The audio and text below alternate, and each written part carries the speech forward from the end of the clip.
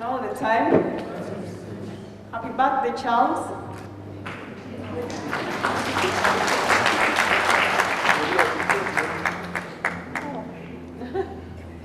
You see where all my food went to?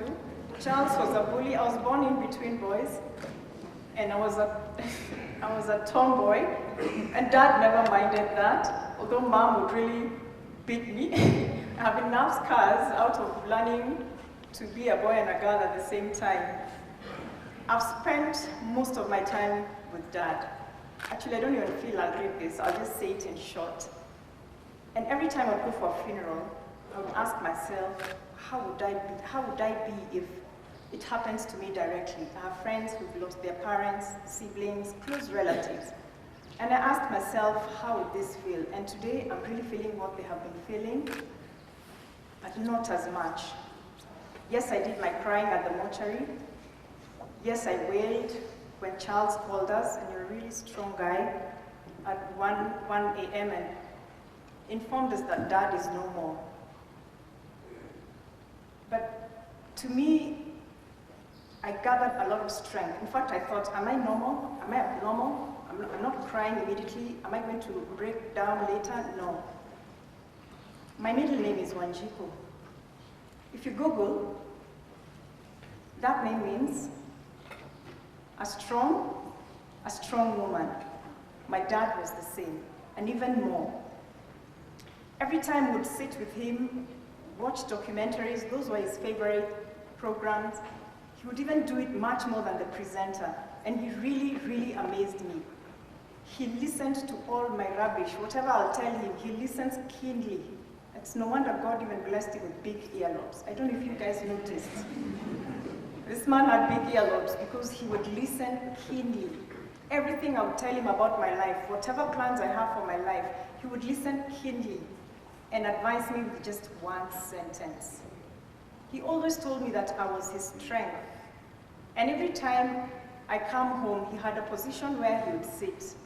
And it's until later on that I realized I would get home at around 5-ish, or maybe I would get late, but the days I get home early, he would be in that position, and he waves and smiles. And that would really make me feel comfortable. Later on, Mom tells me, he used to sit there to see if I've come with a handbag and a carrier bag, because he knew I used to make for him very special breakfast. The day I don't have a carrier bag, he never used to wake up early. I'm truly grateful. One memory I'll hold strong about my dad, like two to 3 weeks ago, he wrote a letter and sealed it in an envelope. I don't remember what public holiday that was. And he gave me that letter and told me, and Shiku, don't read this letter until later on when you're completely relaxed.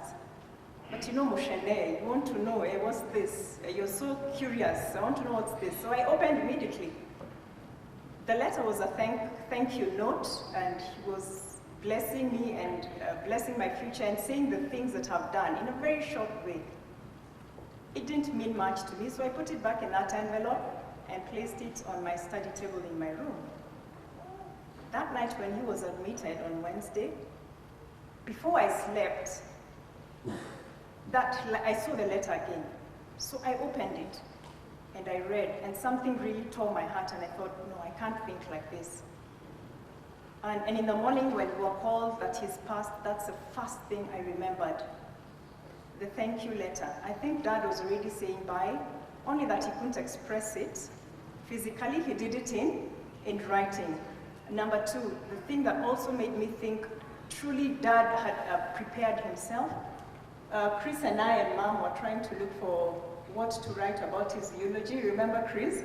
And we sat at the kitchen at around 11:30, going to 12, and trying to put the pieces together. Earlier on, Chris had gone home, Geshagi, to try and get some stories from even Steve Dongo.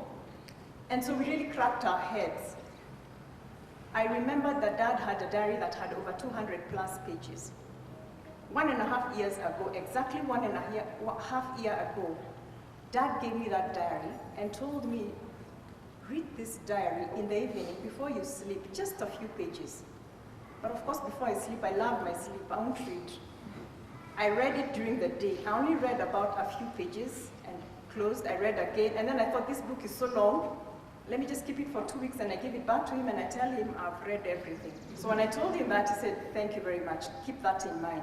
Little did I know that that's the same book that brought up this eulogy. Bit by bit. I actually removed it from where he placed it. I don't even think Mom knew where it was. I fished it out, and I told Chris and Mom, this was Dad's way of saying bye. I'm truly humbled and grateful for God to have given me a dad like this. He's a champion, he's my hero, he'll forever be the legacy that I'll always want to build. Thank you.